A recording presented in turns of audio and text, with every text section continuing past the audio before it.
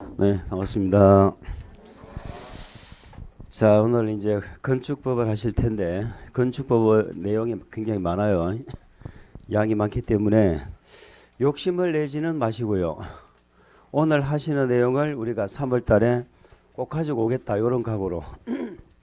우리가 3월 달 가서도 이 내용 가지고 다시 헤맨다, 이 말이죠.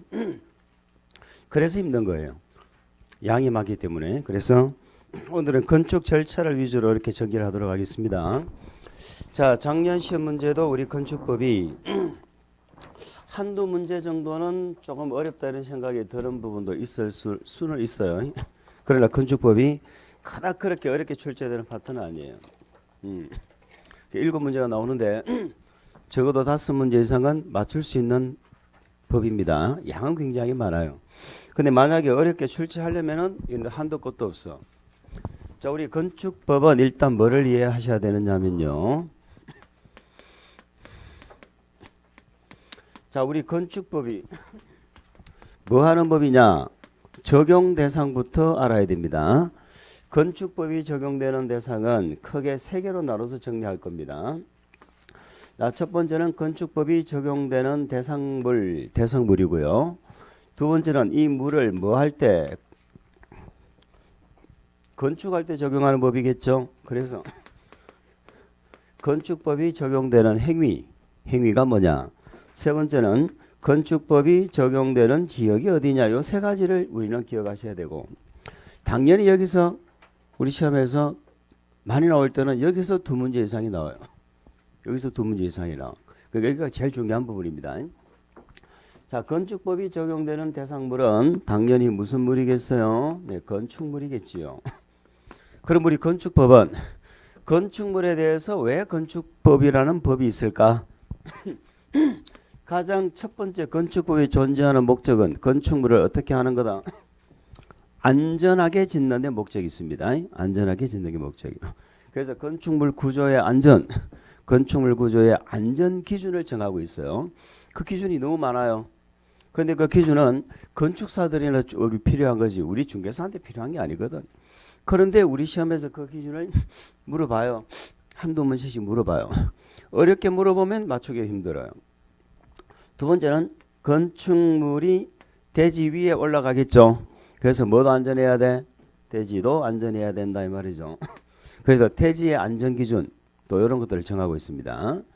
자, 그러면 건축물과 대지 안전기준 이외에도 건물이 안전해도 그 다음에 또 뭐가 필요해요? 각종 설비를 갖춰야 되겠죠. 전기, 전화 이런 건 기본이고, 과거에는 전화가 없던 시절이 있었다니까요. 이해가 가요? 과거에는 집집마다, 요즘에는 집집마다 집전화기 있습니까? 거의 대부분 또 없애버렸죠. 예전에 휴대폰 들고 다니는 건 이거 만화에서나 보던 일이에요. 만화에서나 나왔기 때문에 집집마다 유선 전화기가 있었어. 근데 그 전화기도 없는 집이 많았다 이 말이에요. 그래서 예전에는 건물 지을 때 전화 코드를 필수적으로 안 만들었어. 그래서 전화를 넣으면 선을 땡겨 가지고 벽에다가 이렇게 뭐 붙여 가지고 코드를 그죠. 그런 거 보신 적 있죠? 예전에는 그랬다는 말. 공감하시는 분들이 많네. 그래서 건물을 지을 때 필수적으로 이런 설비들은 갖춰야 된다 하는 또 설비 기준을 정하는 내용이 있습니다. 그럼 얘는 왜 정하고 있을까? 건축물이 제 기능을 발휘하기 위해서 이런 것들이 들어와야 된다 이 말이죠. 요즘에는 인터넷 이런 것도 기본적인 필수 설비겠죠.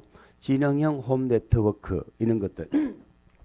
자, 여기까지는 건축물에 관한 얘기예요. 그럼 어쨌든 건축법은 제일 중요한 목적이 뭐다? 안전이고, 안전이 확보되면 그 다음에 뭐가 기능이 돼야 되겠죠. 그래서 안전 기능, 나중에 환경, 미관 이런 것까지도 목적을 두고 있는 법입니다. 자, 그 다음에는 건축물은 아니에요. 건축물은 아니지만은 몇 가지 공작물에 관해서도 건축법이 적용이 됩니다.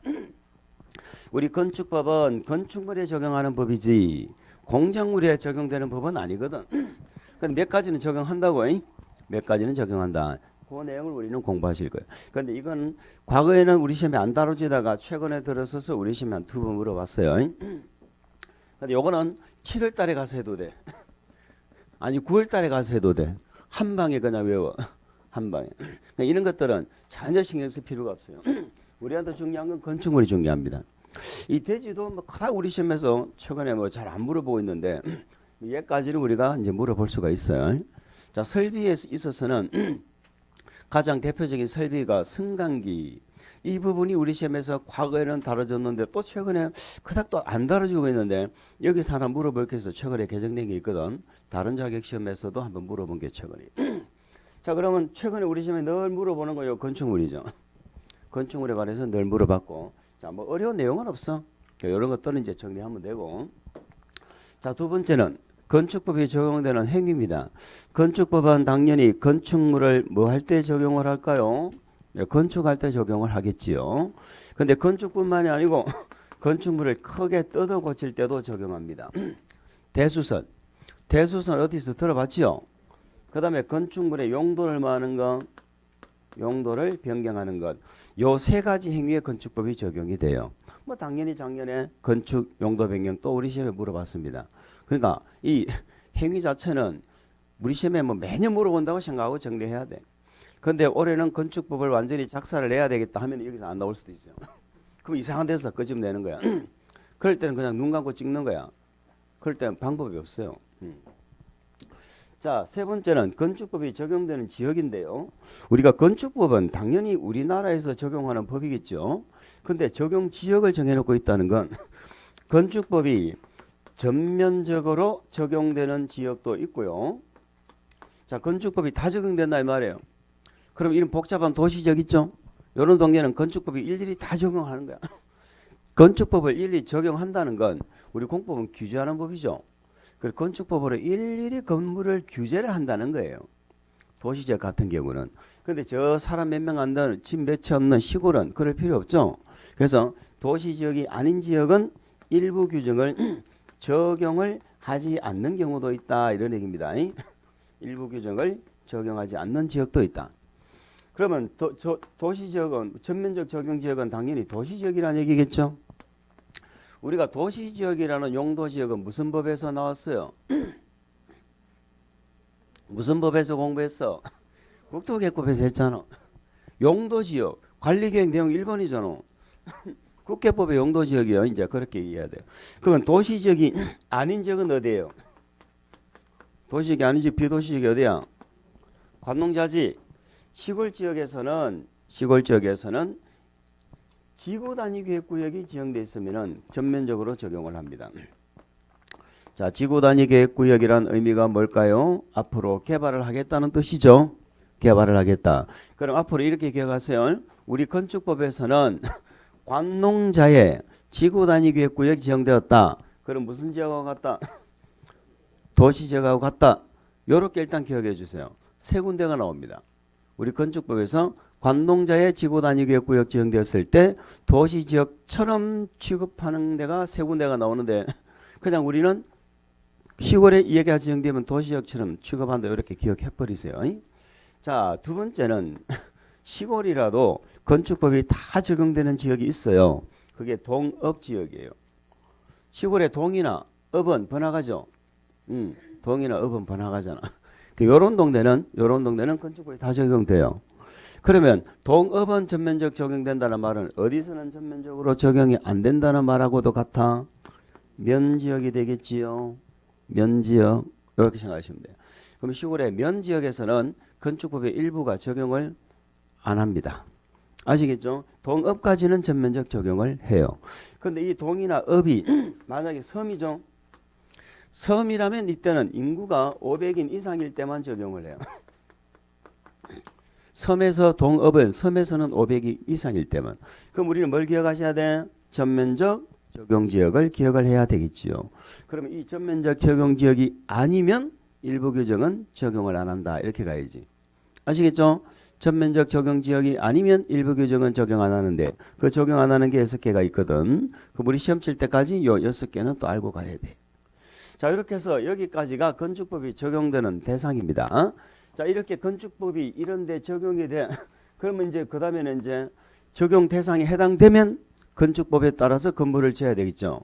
그래서 건축법에서 건축물이나 건축이나 대수선을 하지요. 이럴 때는 우리 건축법에는 뭘 받고 해야 돼? 허가를 받고 하는 거예요. 건축이나 대수선 허가받아. 그 용도 변경은 왜 얘기 안 하느냐? 요거는 이제 좀 이따 하겠지만 허가받는 경우도 있고 신고하는 경우도 있거든. 자, 근데 예외적으로 경미한 것은 뭘 하면 돼? 신고. 여기서 원칙은 뭐예요?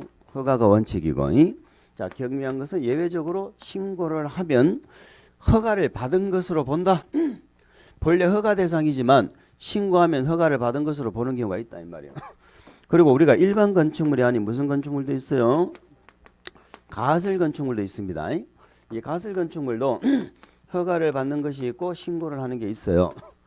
자, 작년 시험에 가설 건축물이 나왔습니다. 신고 대상 가설 건축물이 나왔어. 얘가 자주 물어보는 파트가 아니거든. 아주 가끔 물어보는 파트인데 저번에 물어봤을 때도 못 맞추게끔 나왔어요. 작년에도 되게 어렵게 나왔어. 되게 어렵게 나왔어. 뭐 이런 것들은 그냥 놓쳐도 괜찮아. 근데 어쨌든 허가나 신고를 해야 되는데 이 건물을 짓거나 뭐 하여튼 뭐 공작물을 설치하거나 가설 건축물이든 상관없어. 그걸 하는 주체가 국가나 지방자치단체인 경우에요. 국가나 지방자치단체가 만약에 허가나 신고받을 짓을 한다. 그러면 국가지자체는 허가를 받거나 신고를 하는 게 아니고요. 허가권자하고 만나가지고 뭐를 하면 돼? 협의를 하면 돼요. 앞으로 이런 내용도 이제 자주 듣게 됩니다. 행정청은 허가받고 신고하는 게 아니고 뭐한다? 허가관청하고 협의를 하면 이 협의를 허가 신고 이런 것을 간주를 해주는 거야. 자, 제가 일반 건축물은 원칙은 허가, 경미한 건 신고라고 했죠. 근데 가설 건물은 제가 원칙 예외 이렇게 안 적었잖아. 그래 가설 건물은요 허가 받는 것이 있고 신고하는 게 있고 나눠져 있는 거예요. 아시겠죠? 그러면 어쨌든 이런 허가 신고 절차를 거쳐 가지고 뭐 한다? 공사에 들어가야지. 이런 절차를 거쳐서 공사에 들어가. 그럼 공사는 어떻게 하고? 잘해야지. 잘해야지. 뭐 받은 대로? 허가 받은 대로. 이 신고했지만은 신고를 하면 허가를 받은 것으로 보거든. 그러니까 우리는 허가 받은 대로 공사를 해야 된다 이렇게 이해하시면 돼. 자, 공사가 끝나면은 허가 받은 대로 했나 안 했나 검사를 하겠네요. 그 우리 계획사업, 공익사업은 무슨 검사라고 했어요? 준공검사라고 그랬지. 준공검사. 그런데 우리 건축법은 준공검사라고 하지 않아요. 건물을 사용하기 위해서 사용 승인을 받는다 이렇게 표현합니다. 표현 자체가 좀 다르지.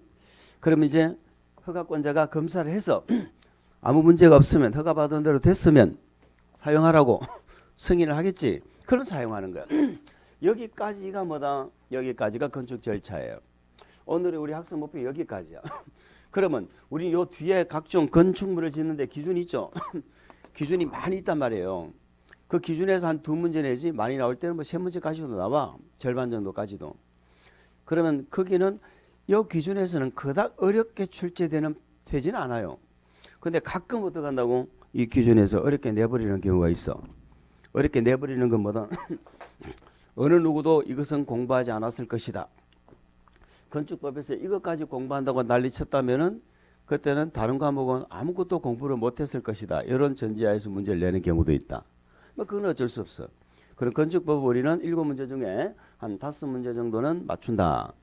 아시겠죠? 적어도 4문제 내지 5문제는 맞춘다. 라는 목표로 가시면 되는 거예요. 4문제 내지 5문제 맞추면은 그러면 2문제 내지 3문제는 어떻게 하려고?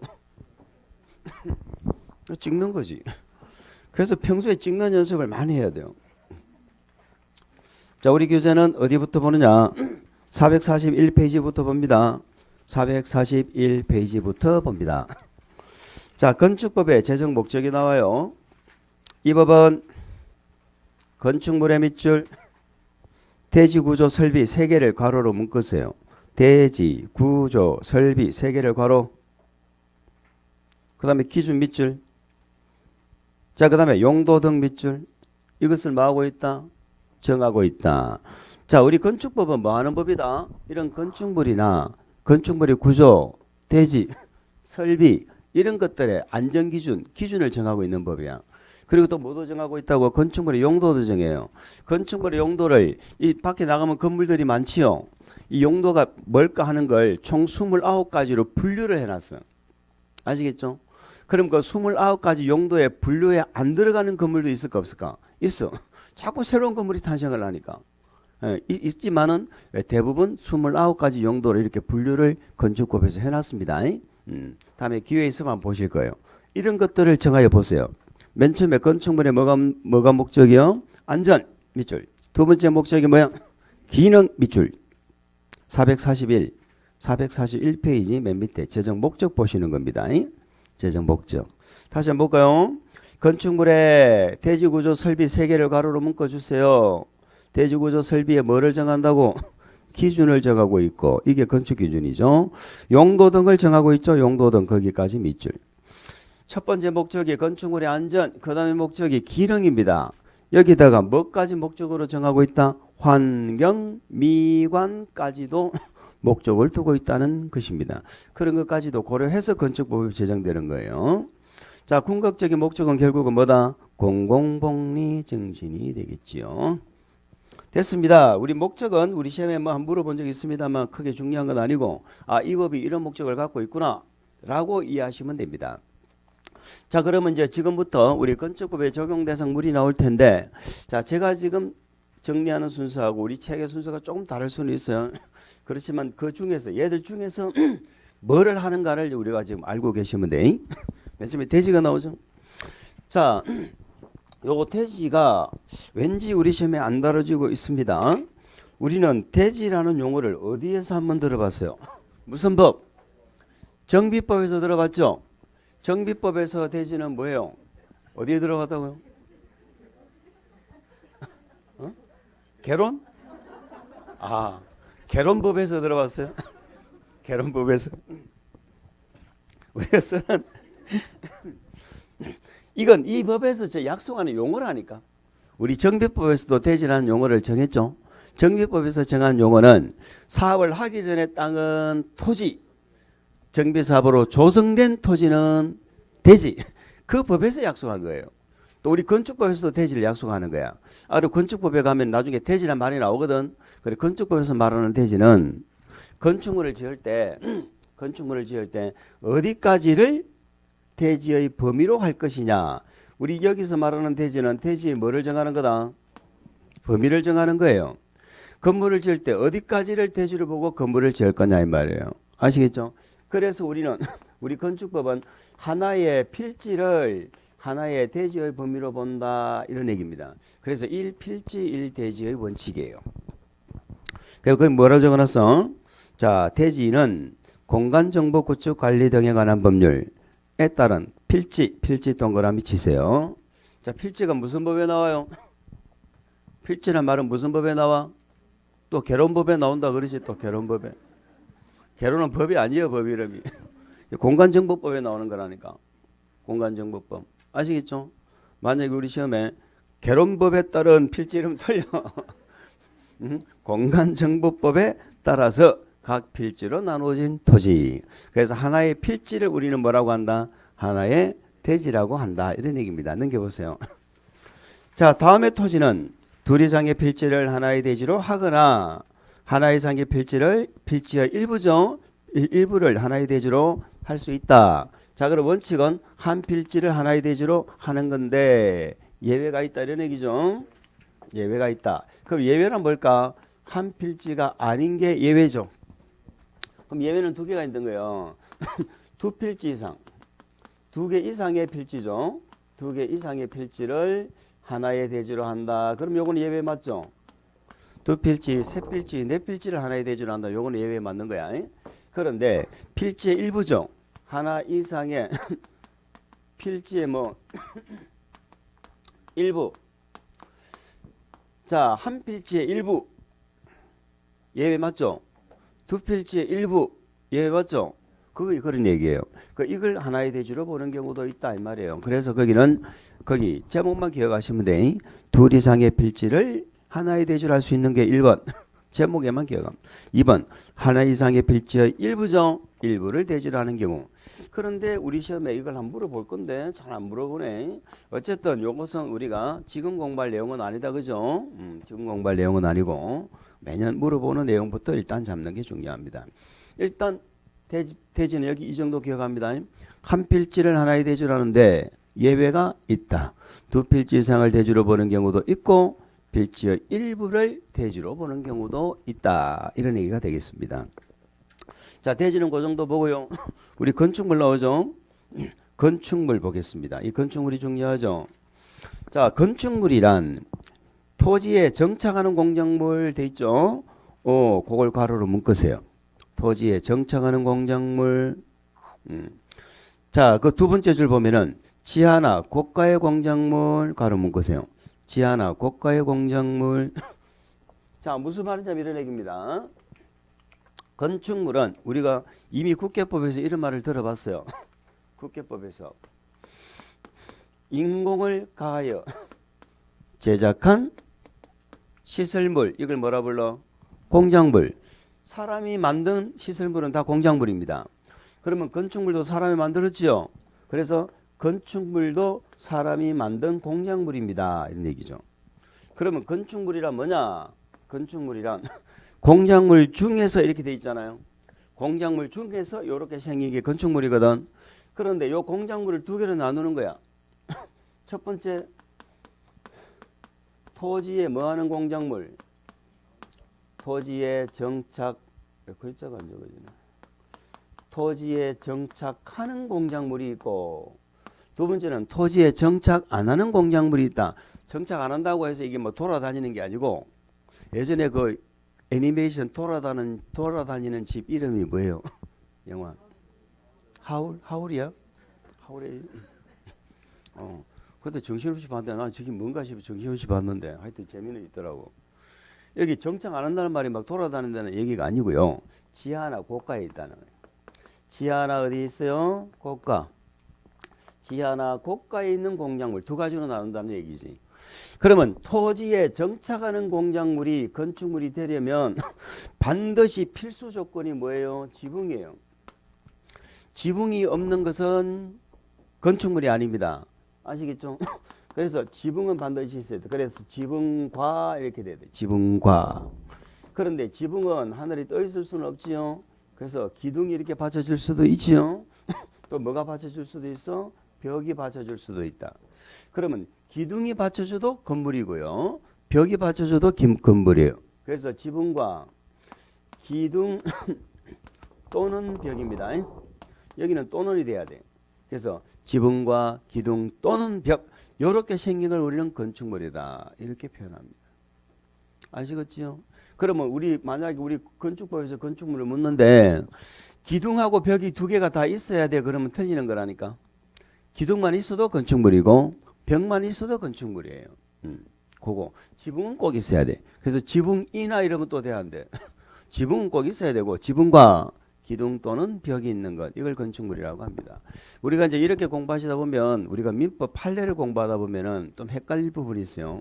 민법 판례에서는 지붕, 기둥, 벽, 지붕 요 세 가지를 다 필요로 합니다. 요 모양을 다 갖추면은 건축물로 인정하고 그죠? 인정을 한다네. 그래서 민법상의 권리를 인정하는 거야. 그런데 우리 공법에 건축법에 나오는 건축물은 세 개가 다 있어야 된다 그러면 안 돼. 혹시 또 민법 공부하면서 건축법하고 다르네 또 이러면 안 된단 말이야. 그 민법의 판례 얘기야. 판례에서는. 자, 그래서 요걸 우리는 건축물이라고 하고 그다음에 이 건축물에 딸려 있는 시설물들 있죠. 이 건물에 뭐 담장을 쌓았거나 대문이 있거나 아니면 또 뭐가 있을까? 굴뚝이 있거나 등등 건물에 딸려 있는 것들은 전부 건축물입니다. 그러니까 건축물에 안 딸려 있는 대문이 뭐 담장이 있다. 그죠? 뭐 옹벽을 쌓아놨다. 그럼 건축물에 안 딸려 있는 거는 뭐예요? 공작물이야. 건축물이 아니에요. 근데 건축물에 딸려 있는 건 그 자체가 뭐다? 건축물이다. 아시겠어요? 딸려 있는 건 건축물이다. 그럼 여기서 한번 보세요. 아까 우리 공작물도 적용한다고 그랬죠. 그럼 이 공작물은 건축물에 딸려 있을 때 얘기다. 안 딸려 있을 때 얘기다. 안 딸려 있어야 공작물이라니까. 건축물에 딸려 있으면 그 자체가 건축물이요. 그래서 이 공작물은 건축물과 나중에 뭐라고 분리 축조한 것을 말한다. 이렇게 되는 거예요. 아시겠죠? 자, 그래서 읽어봅니다. 토지에 정착하는 공작물 중에서는 지붕과 기둥 또는 벽이 있는 것 됐죠? 그리고 그게 뭐 하는 거? 딸린 시설물, 대문, 담장 이런 것들 전부 건축물이다 이런 얘기입니다. 아시겠어요? 그럼 나중에 이제 건축물에 딸린 담장을 샀죠. 대문을 만들죠. 이것도 다 건축하는 얘기입니다. 건축 중에 나중에 증축이다 이렇게 되는 거예요. 두 번째, 지하나 고가에 있는 거 있죠. 지하하면 뭐를 떠올릴까? 지하상가. 지하상가. 고가하면 뭘 떠올릴까? 고가. 지하철 역사, 지상에 있는 지하철 역사 같은 거 있죠. 뭐 기차 역사 같은 거 이런 거 생각하시면 됩니다. 자, 이 지하나 고가에 있는 고가에 공작물에 설치하는 사무소, 공연장, 점포차고, 창고 이렇게 돼 있죠. 그러면 지하나 고가에 있는 건 지붕이 있어야 된다 이러면 안 되겠지. 그런 지붕이 필수 요소다 그러면 안 되고 용도가 우리 사람들이 일상적으로 사용하는 용도인 경우 이런 뜻이에요. 일상적으로 사용하는 게 뭐야? 사무소, 공연장, 점포, 차고, 창고 등등 아시겠죠? 이런 용도로 사용하면 지하나 고가에 있어도 뭐다? 건축물이다 이런 뜻입니다. 지하나 고가에 있어도 건축물이란 말의 의미가 뭐죠? 건축법 적용한다 이 말이지.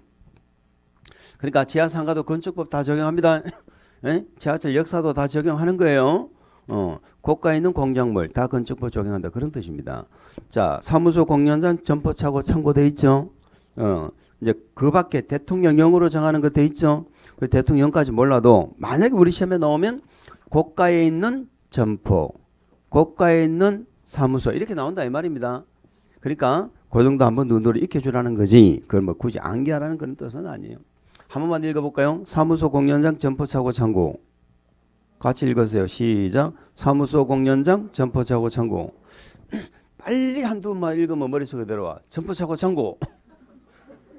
됐어. 다 외웠네. 자, 건축물 됐죠? 그러면 요렇게 생겨 먹은 것은 우리 건축법을 적용한다 이런 뜻이에요.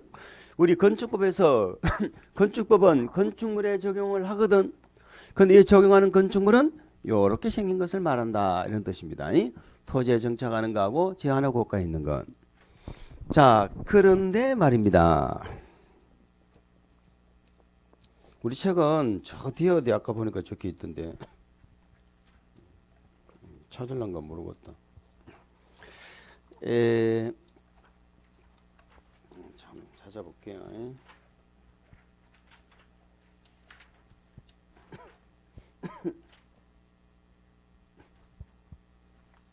자, 아까 페이지를 적어놨어야 되는데 내가 못 찾. 좋아요. 어쨌든 뭐 건축물 받고. 근데 문제는 뭐냐? 이렇게 생겨먹은 건축물도요. 우리 건축법을 적용 안 하는 건축물이 있어요. 건축법 적용 안 하는 건축물. 우리 책은 495? 55야? 아이고, 나보다 더 잘하. 455페이지 한번 펴봐. 455페이지 펴봐. 450. 건축법의 적용 대상에서 제외되는 건축물. 자, 이 말은 이렇게 생겨 먹었죠. 지붕도 있고 기둥도 있고 벽도 있죠. 생겨 먹었는데도 건축법 적용 안 한다 이 말이에요. 이걸 기억하셔야 되는 거예요. 이것을 아시겠죠? 그것을 몇 가지를 적어놨어요? 5가지를 적어놨네. 자, 건축법을 적용하는 첫 번째가 뭡니까? 문화재죠. 문화재는 건축법 적용 안 합니다. 자, 문화재는 문화재로서 가치가 있는 것이지. 이것을 만약에 건축법 적용해가지고 다 뜯어 고쳐버리면 그게 문화재가 아니죠. 전에 숭례문 불났을 때 숭례문은 무슨 문? 다른 말로 남대문 같은 말이에요. 불났을 때 그때 막 난리 났었잖아. 그때 다시 재건했죠. 재건하면은 건축법으로 다시 지었을까? 문화재보호법으로 했을까? 문화재보호법으로 해야지 건축법으로 하면 안 돼. 문화재는 문화재로서 어떤 가치가 있는 것이다. 건축법 적용하면 안 된다. 근데 여기 두 가지가 있죠. 이미 문화재로 지정된 것도 있지만은 가지정, 이걸 이제 임시 지정이다 이렇게 얘기합니다. 아직까지 정식적으로 지정은 안 됐단 말이에요. 그렇지만 뜯어 고쳐버리면 문화재로 지정을 받을 수가 없지요. 그래서 지정 문화재뿐만이 아니고 무슨 지정? 임시 지정까지도 건축법을 적용 안 한다 그런 뜻입니다. 그거 하나 기억하시면 됩니다.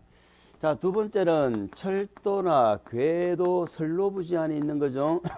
철도, 궤도, 선로 부지 안에 있는 것이 있고, 세 번째는 고속도로 위에 있는 거. 요거 두 개는 항상 좀 비교하셔서 기억해 주면 좋겠습니다.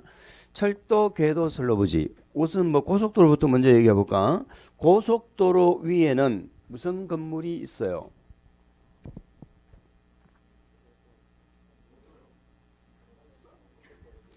전에 제가 어디 대구 위에, 대구 이쪽 서울 가면서 한번 예전에 한번 건 몇 년이 됐는가 모르겠다. 20 몇 년 전 같은데. 대구를 지나 쫙 올라가는데 도로에다가 이 기역자로 생긴 써 있죠. 이게 몇 개가 떨어져 있었는 거야. 그 이제 그걸 이제 타고 가려고 중앙으로 타고 가려고 하는데 압력에서 떠가지고 이제 마구라를 쳐서 나는 마구라 터지고 뒤에 오는 차는 타이어 펑크 나고 뒤에 오는 차는 스페어 타이어도 안 갖고 있었어. 그래 내 스페어 타이어 끼워가지고 그냥 들어가가지고 고치고 이런 기억이 나는데 이거 도로공사에서 이거 손해배상 해야 되는 거죠. 얼마 전에는 제가 아는 모 선생이 고 뭐지 튀어나오는 그거 짐승 뭐야 도로에 고라니. 아침에 하면서 고라니가 생각이 안 나. 미치는 줄 알았네. 코로나, 고나리 아무리 생각해도 기억이 안 나. 고라니. 고라니를 쳤어. 고라니를. 그래가지고 고라니가 불쌍하다 생각했는데 내려보니까 차가 다 망가져 있더라면서. 저도 한번 예전에 강릉에 가다가 고라니 만났어요. 새벽에. 1차선에 서 있는데 불빛이 오니까 가만 서 있어요. 쳐다보고 어쩔 줄을 모르는가 봐. 그러니까 마침 이제 딱 보니까 차들이 없어. 나는 피해갔어. 피해갔는데 이게 밤에는 어둡잖아요. 깜빡 잘못하면은 나타나면은 못 본다고. 그럴 때는 막 밀고 가야 된다 그러던데. 아이고 무서워. 고속도로 위에는 고라니도 있고 톨게이트도 있고. 근데 고라니는 건물이 아니네. 톨게이트잖아. 톨게이트. 통행료 징수시설. 통행료 징수시설이라고 합니다. 통행료 징수시설이 있다 이 말이죠. 그러면 통행료 징수시설도 지붕도 있고 뭐도 있고 벽도 있고 있지요. 있어요. 그런데 요거는 건축법 적용할 이유가 없지. 건축법은 일반 다중들이 사용하니까 아시겠죠? 안전을 고려해서 하는 거지. 이거는 그냥 도로법에서 하면 돼. 도로법. 지금 예전에는 고속국도법이 따로 있었거든. 지금은 없어요. 그냥 도로법으로 통합되어 있어. 도로법으로 하면 돼요. 그리고 고속도로 부지 위에 또 지목이 고속도로 도로 부지 위에 뭐가 있어요? 휴게소 있잖아. 그 휴게소는 건축법을 적용해야 돼, 안 해야 돼? 생각을 해봐봐. 그 건축법 적용해야지 그 안전하게 지어야 될 거 아니에요. 그러니까 그런 건 다 적용하는 거예요. 적용 안 하는 건 통행료 징수시설 요거 하나만 적용 안 하는 거예요. 아시겠죠? 고속도로 위에 있는 거 요거만. 철도, 궤도, 선로부지 안에 있는 거 있죠. 철도, 궤도, 선로부지. 여기는 네 가지가 있어요. 철도, 궤도, 선로부지에 건축법 적용 안 하는 거. 그러면 각종 운전하고 관계된 시설들, 운전보안시설이라고 합니다. 운전보안시설은 여러 가지가 있을 수가 있어요. 운전과 관련된 시설들은 거기에 설령 지붕이 있고 기둥이 있더라도 그 설비들은 건축법 적용 안 한다는 거예요. 그래서 운전보안시설로 이렇게 분류가 되면 건축법 적용할 필요가 없습니다. 그러니까 대부분 선로 부지 안에 철도, 궤도, 선로 부지 안에 있는 거 있죠. 기차 타러 가면 있는 거. 그런 것들은 건축법 적용할 필요가 없다 이 말이에요. 아시겠죠? 그리고 또 거기 안에 가면 또 어떤 거는 운전과 관련된 시설 말고도 또 있어. 기차 타러 가려면은 건너가야죠. 선로를 건너가면 육교를 만들어 놨을 수도 있고 지하보도를 만들어 놨을 수도 있잖아요. 일반 사람들이 늘 이용하는 공간이야. 그래도 그 건축법 적용 안 해요. 그래서 위아래를 가로지르는 보행시설이죠. 위아래를 가로지르는 보다 보행시설. 이것도 건축법 적용 안 해요. 그러면 기차를 타러 갔으면 기차가 올 때까지 기다려야 돼, 안 기다려야 돼? 기다려야지. 어쩔 건데 안 기다리면 기다려야지. 어디서 기다려? 국수집 하면 안 되고 플랫폼에서 기다린다. 플랫폼. 예전에는 국수집에서 많이 기다렸는데 요즘 국수집이 안 보이더라고. 플랫폼. 그 다음에 기차에 물려 넣고 기름도 넣고 해야죠. 그런 창고들이 필요하다 이 말이에요. 그래서 급수, 급유, 급탄 이런 시설들을 위한 창고들 이런 것들은 건축법 적용할 이유가 없지. 건축법 적용할 이유가 없지. 아시겠죠? 건축법 적용.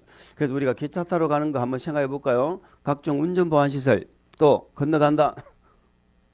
보행 시설 기다린다. 플랫폼 그거요. 그 물 넣고 기름 넣고 하는 시설. 기억할 수 있겠죠? 이런 거 틀릴 사람 아무도 없어. 10월달 되면 이것들은 천국이하고 다 같이 오는 것들이요. 그런데 이걸 막 처음 공부하면서 이걸 외우고 싶은 욕심에 이걸 또 첫 글자를 따서 또 외워 또 뭐 환장한다니까 막 인터넷 뒤져가면서 어찌 외우면 좋지 이러면서 그러니까는 이게 뭐 공부가 환장하는 공부야. 이게 공부가 아니고 나중에 10월달 되면 천국이하고 오는 것들을 지금 자꾸 잡으려고 노력하지 마. 잡으려고 노력. 우리 집 강아지는 풀어놔도 저녁 되면 집에 와. 집에 오는 놈이야. 그 맨날 밖에 나갈 때마다 쫓아다니려면 그 강아지를 어떻게 키울 거야? 그렇죠? 그렇잖아요. 우리 집 신랑은 아침에 나가면 저녁에 집 들어와 안 들어와? 들어와. 근데 맨 나갈 때마다 어디 나가노 졸졸졸 따라다니면 어떻게 살 거예요? 똑같은 거야. 공부도 천국이하고 같이 온다니까 얘는. 그러면 이 철도궤도 선로부지 안에 있는 것 중에서 우리가 주의할 건 선로부지 안에 있는 건 아니지만 철도 역사 같은 거 있잖아요. 이런 건 건축 적용해야 되겠어 안 해야 되겠어? 당연히 해야지. 철도 시설 중에서. 오히려 그런 것들을 한번 기억하면 된다 이 말이죠. 자, 네 번째는 컨테이너. 요걸 갖다 우리 시험에서 최근에도 물어봤는데 사람들이 좀 헷갈려요. 컨테이너를 이용한 간이 창고예요. 간이 창고. 컨테이너를 이용한 간이 창고입니다. 자, 그럼 쉽게 말해서 컨테이너 박스는 건축법 적용한다 안 한다? 함부로 갖다 놓을까요? 신고해야 될까요? 신고해야 된다 이 말이에요. 컨테이너 박스도 건축법 적용하는 거야. 지붕도 있고 벽도 있잖아. 그죠? 그런데 이 간이 창고가 건축법을 적용을 안 하려면 조건이 두 개가 있는 거예요. 공장대지 안에 있는 거예요. 공장대지. 공장대지 안에 있는 거 얘기해요. 그것도 이동이 뭐한 거? 이동이 쉬운 거. 이 두 가지 조건이 붙어야 돼. 이동이 쉬운 거.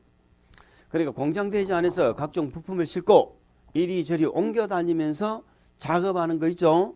그 공구통처럼 쓰는 거 그게 적용 안 한다는 거지. 컨테이너 박스는 다 건축법 적용하는 거야. 그래서 우리 주거용 컨테이너 박스 이렇게 시험에 나오면은 건축법 적용해 안 해? 당연히 해야 되는 거지요. 당연히 해야 되는 거. 아시겠죠? 그래서 컨테이너를 이용한 간이창고는 조건이 두 개 붙는다. 어디 안에? 공장대지 안에. 공장 용도로 사용되는 대지에. 두 번째 이동이 뭐한 것? 쉬운 것. 요 두 군데 밑줄이 가야 되겠죠. 공장대지 쉬운 것 두 군데 밑줄이 가야 될 겁니다. 그거 하나 주의하면 돼요.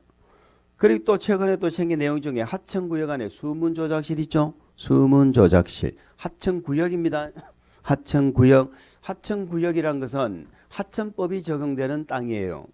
아시겠죠? 하천법이 적용되는 땅이기 때문에 하천구역 안에 설치하는 수문조작실. 이것은 또 건축법으로 지을 필요가 없습니다. 어쨌든 법이라는 것은 뭐예요? 만들어 놓으면 우리가 그 법을 지켜야 되고 우리가 외우는 수밖에 없지만은 이렇게 어느 정도 이해는 되지요.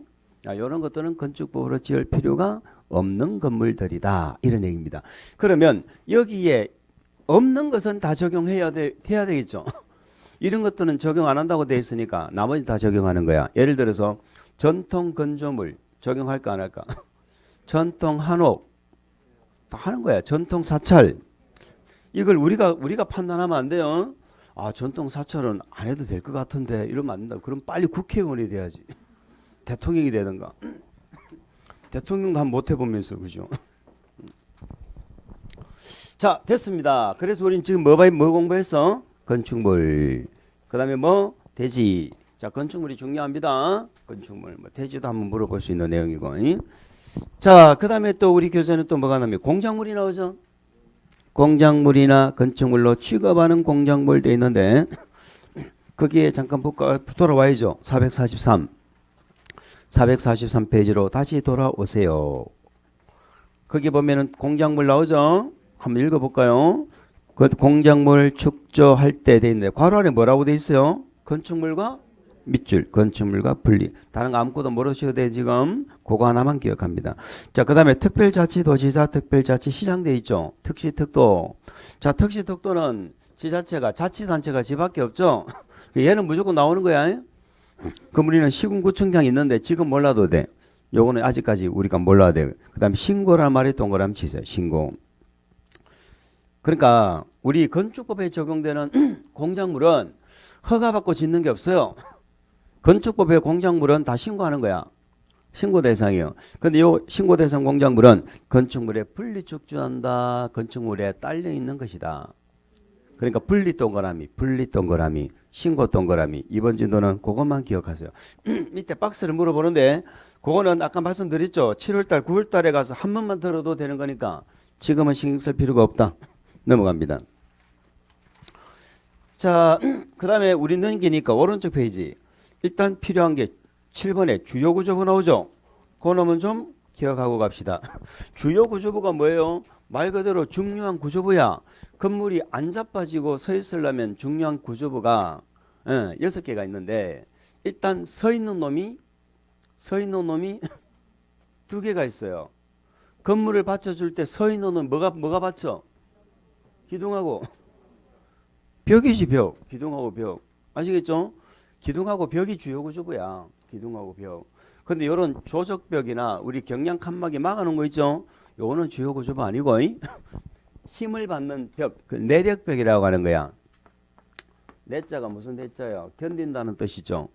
내력벽. 힘을 견디는 벽. 이런 벽이 주요 구조부예요. 기둥하고. 기둥도 사이사이 있는 힘을 안 받는 사이 기둥 말고 주 기둥. 그럼 서 있는 거는 주요 구조부가 몇 개요? 2개요. 그거 나오죠. 주요 구조부라. 내력벽 기둥 있죠. 2개를 묶으세요. 내력벽 기둥. 요거는 서 있는 놈이죠. 그 다음에 바닥보 지붕틀 3개를 묶으세요. 바닥보 지붕틀 3개를 묶으세요. 자, 요거는 들어누워 수평제죠. 들어누워 있는 놈이에요. 바닥. 우리가 앉아있지요. 앉아 계시는 바닥은 주요 구조부입니다. 만약에 이 바닥이 부실하면 건물 무너지죠. 무너지잖아요. 근데 맨 밑에 있는 바닥은 무너질까 안 무너질까? 안 무너지겠죠. 지진이 나면 무너지겠죠. 지진이 났을 때 무너진 것까지 고려해서 주요구조 하면은 주요구조부가 없지. 아시겠죠? 그렇습니다. 그 다음에 바닥, 보가 뭐예요? 보라는 것은 기둥과 기둥을 이렇게 잡아주는 거죠. 기둥이 서 있으면 요 기둥이 안 무너지도록 만약에 요 보가 없으면 어떻게 돼요?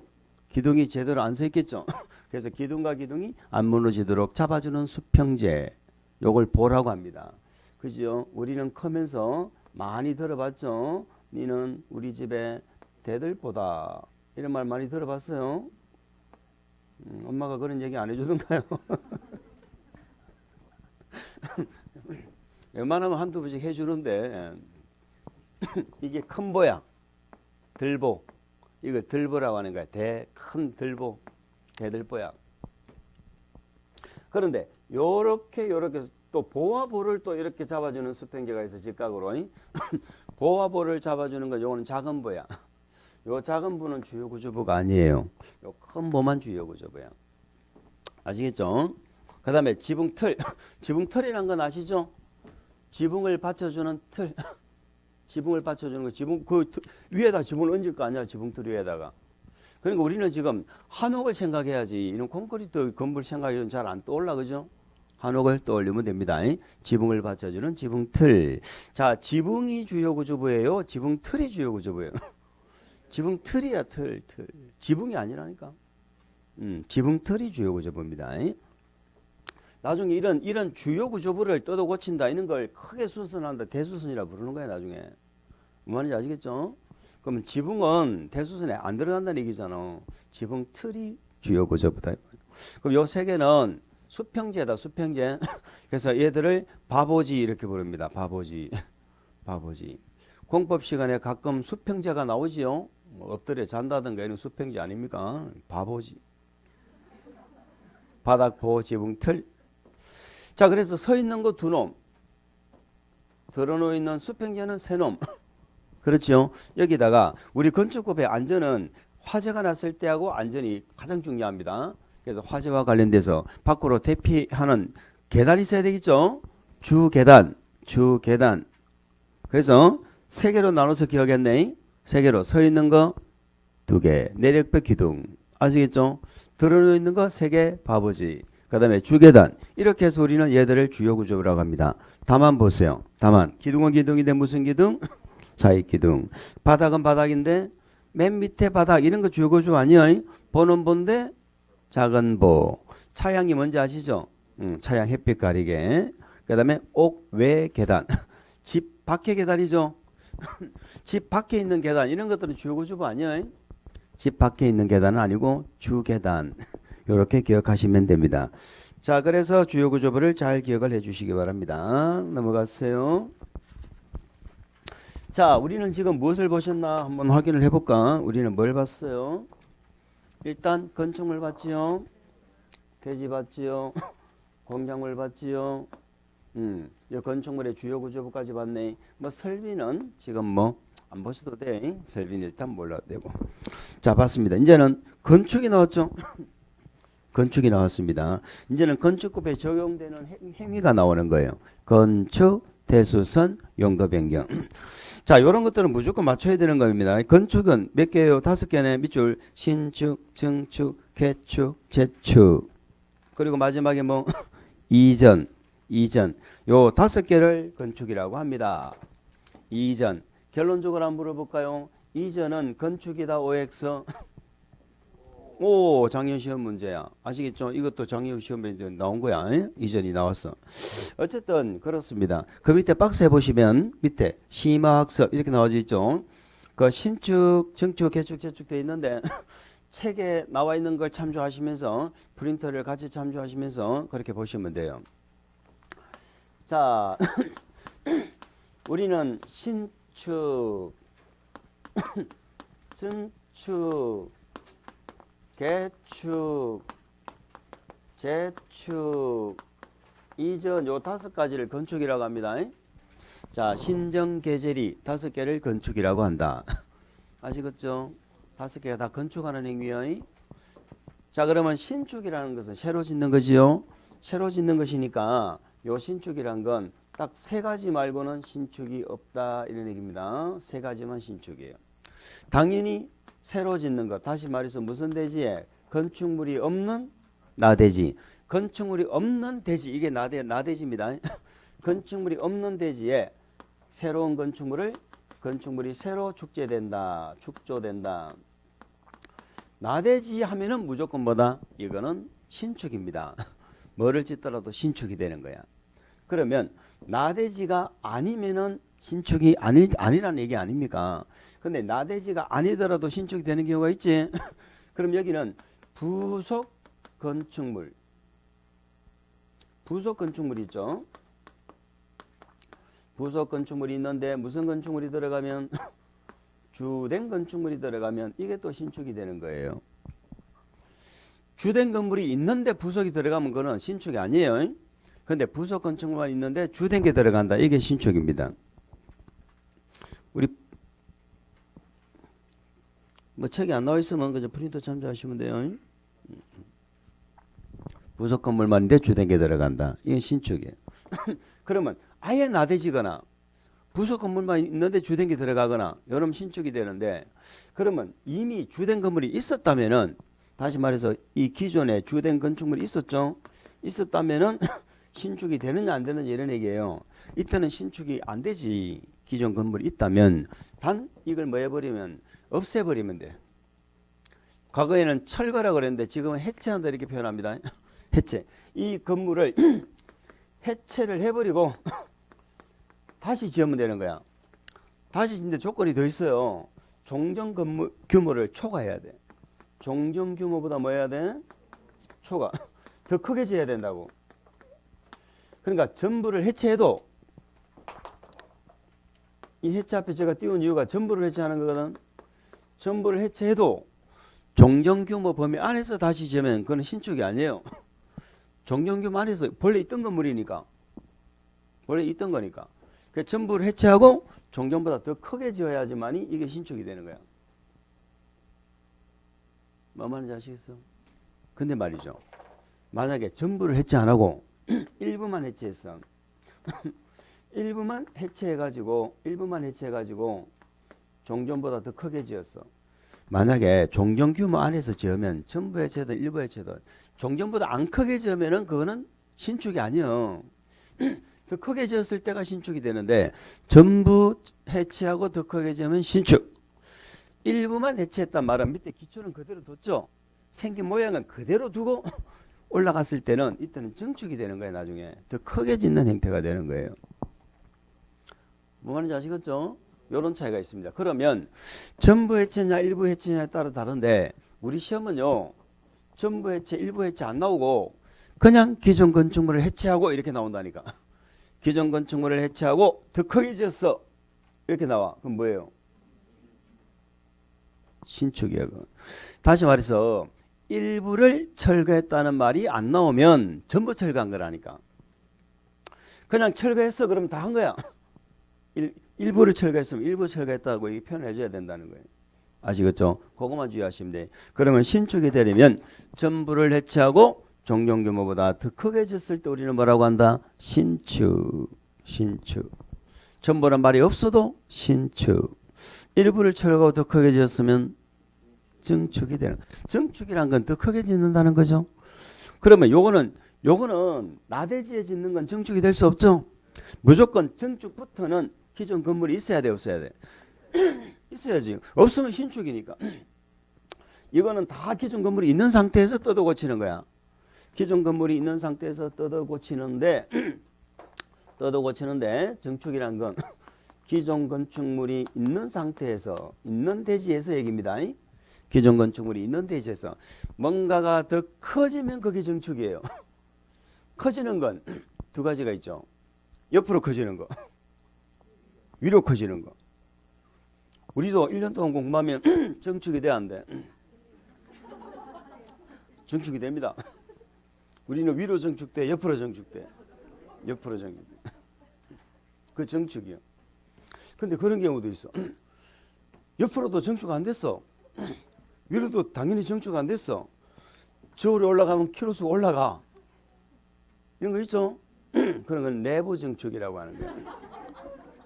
내부 증축. 그래서 증축은 크게 세 가지가 있어. 위로 증축, 옆으로 증축, 내부 증축.